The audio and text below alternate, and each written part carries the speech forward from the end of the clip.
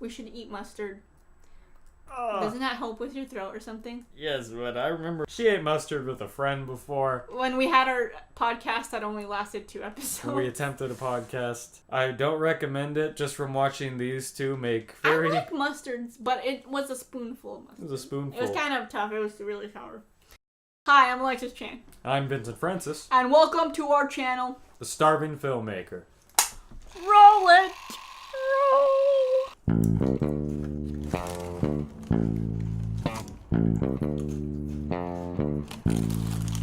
Okay, so today we're going to be talking about the process of filmmaking. And within the process of filmmaking, there are 3 steps. You have pre-production, production, and post-production. And we're going to be talking about step 1. Pre-production. So basically what pre-production is just what you do before filming your movie.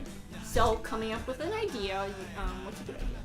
You find your old Mr. Potato Head and you go on adventures with him. After you come up with your idea, you write a script. The script has characters, dialogue, actions for your crew and your cast to follow, and director. It's basically your movie on paper. I have to go find your actors. For us, it's kind of tough to get actors. All our friends are busy. Well, before they weren't. As we got older, they became busy, and they're not very good actors. Sorry. Sometimes just us two. And if we're lucky enough, we'll have someone else. But usually, it's just us. It's a little sad, but it's okay. But advice: go ask your mom, go ask your dad, go ask your brother, sister, cousin, friend, dog, cat, hamster. It's your grandma. They might say yes. If you really need somebody to be in your movie, ask them. And you might see a few surprises. It might be amazing. We've asked our families to be in it, but sometimes they're kind of busy. Then you're going to need the tools to actually make your film. Camera, tripod, mic. If you have an external mic, use that. If you have an internal mic, use that, but I would recommend the external one because the internal mic on your camera is kind of noisy. Save up money to get an external mic because I recommend that. If you can't get none of that, just use your phone.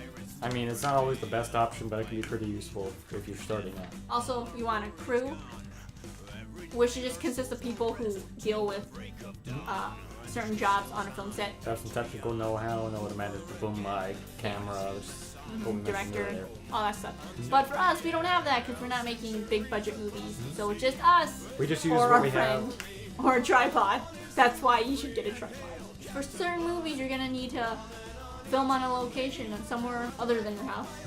Just go to like your local park or.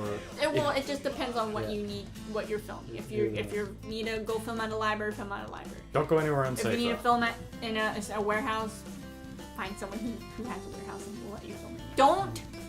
Don't film on someone's property without permission because you can get in trouble for it and it's happening. You probably get sued for it. You can't get sued for it. You can't get sued. If you're, they're gonna just tell you to get off the property, or they're gonna say if you don't get off, we're gonna call the police. Just get off. They're not gonna sue you. There's a possibility that they could, but it's a low chance. They'll just tell you to get off. Budgeting. Budgeting isn't. We don't really budget because we usually just use the stuff around us.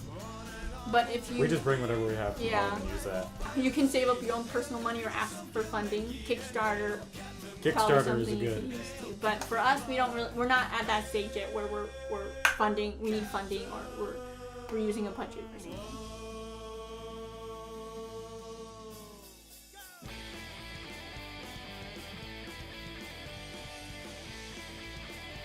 So yeah, that's basically it for today. But thank you for tuning in.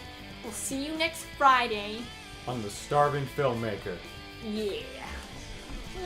Rapping. I was gonna say rolling. Rapping. Face. You got it. No, that's not Bye. Okay.